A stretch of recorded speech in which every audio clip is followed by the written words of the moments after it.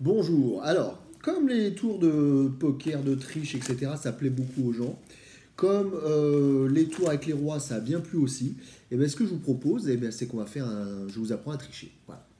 À tricher, comment ça se passe. Alors, on imagine que je suis tricheur professionnel. J'ai donc, au fur et à mesure des premières parties de poker, j'ai marqué mes cartes, c'est-à-dire que avec un petit poinçon, avec une encre spéciale, etc., peu importe, j'ai fait une petite marque sur mes quatre rois, ce qui m'a permis, lors d'un mélange, de les conserver sous le jeu. Et donc je vais faire ce qu'on appelle, ce qu'on utilise dans les casinos, et c'est pour ça, je vais vous expliquer aussi un autre truc, mais ce qu'on appelle la donne du dessous. C'est-à-dire qu'au lieu de distribuer les cartes avec le dessus, on le fait celle du dessous. C'est pour ça que dans les casinos, ils mettent ce qu'on appelle une cut card. C'est une carte qui est différente, souvent qui est d'ailleurs qui n'est pas imprimée des deux côtés, hein, c'est juste un bout de plastique qu'on met à la fin du jeu. Comme ça, si quelqu'un voulait tricher et prendre la carte qui est sous le jeu, eh bien forcément, on verrait que c'est pas bon et que la personne triche. Bon, là en l'occurrence, on n'est pas dans un casino, il n'y a pas de cut card. Donc je suis tricheur à la table de poker, j'ai réussi à mettre les quatre rois sous le jeu. D'accord. Donc, on va dire pour les 5 joueurs, le tricheur va faire comme ça, vous voyez, on prend les cartes 1, 2, 3, 4, et là, au lieu de prendre la carte du dessus, on prend la carte du dessous. 5, vous voyez, pour moi. Donc là, c'est moi qui joue, je distribue, donc je distribue aux autres joueurs des cartes quelconques, et arrivé à moi, je prends la carte du dessous.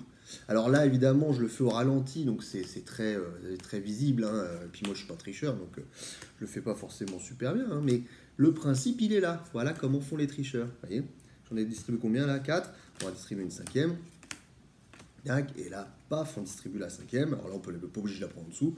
Et donc, ça permet instantanément d'avoir les quatre rois. Et forcément, un brelan de roi, c'est plutôt sympathique pour gagner une partie. Alors, évidemment, si vous faites ça à la table d'un magicien, le magicien, ça va pas lui plaire. Ça va pas lui plaire parce que ce genre de technique pour avoir les quatre rois, c'est pas terrible. La donne du dessous, c'est très visible. Alors que à une donne du dessous de magicien, vous allez voir, regardez, je fais 1, 2, 3, 4, 5. 1, 2, 3, 4, 5. 1, 2, 3, 4, 5. 1, 2, 3, 4, 5. 2, 3, 4, 5. Et là, forcément, vous n'avez pas vu la donne du dessous, pourtant je me suis bien distribué les 4 rois. Enfin, si j'avais pensé à les remettre en dessous, je me serais distribué les 4 rois. Bon, heureusement, les magiciens quand même ont d'autres techniques. Et finalement, je me dis, un carré d'as, c'est quand même beaucoup mieux à se distribuer, alors que les autres ont vraiment pas grand-chose pour eux. Et voilà. Une fois de plus, ne jouez pas aux cartes avec un magicien. C'est très mauvaise idée. Bon, j'espère que ça vous a plu. Je vous souhaite une bonne journée, une bonne semaine même, on va dire. Profitez bien de ce confinement pour faire tout ce qu'il y a à faire. Et surtout à liker ma page, à commenter, à partager, comme d'habitude. Allez, ciao!